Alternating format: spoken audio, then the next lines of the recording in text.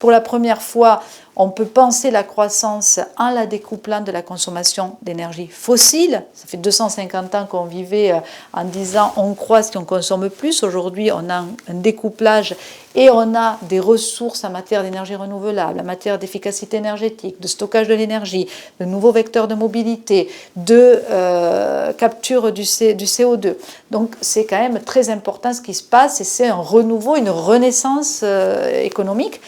On a évidemment l'économie circulaire et régénératrice, avec énormément d'initiatives à tout point de vue. Finalement, les déchets deviennent ressources, c'est fondamental. Et on voit aujourd'hui que l'échiquier mondial, on a une grosse dépendance vis-à-vis de la Chine, vis-à-vis de nos importations. Le coût pour livrer un container, il était à 10 000 euros ou 10 000 dollars, on passe à 15, 16, jusqu'à 20 000 dollars, donc on a un phénomène de tension énorme sur les prix.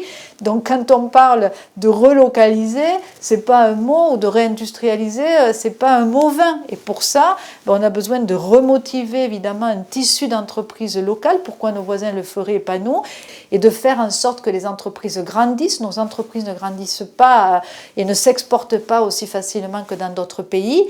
Et on a besoin pour ça qu'elles comprennent bien sûr les enjeux économiques d'un compte de résultat, mais aussi toute la création de valeur intangible qu'il peut y avoir à respecter finalement cette nouvelle philosophie d'entreprise qui passe par la parité homme-femme, par des enjeux de diversité, par des enjeux d'articulation intergénérationnelle, tous les enjeux environnementaux, comment finalement l'entreprise contribue, et en contribuant, elle peut grandir, se diversifier, profiter de ces opportunités qui sont très très importantes dans ce nouveau paradigme que je viens de décrire.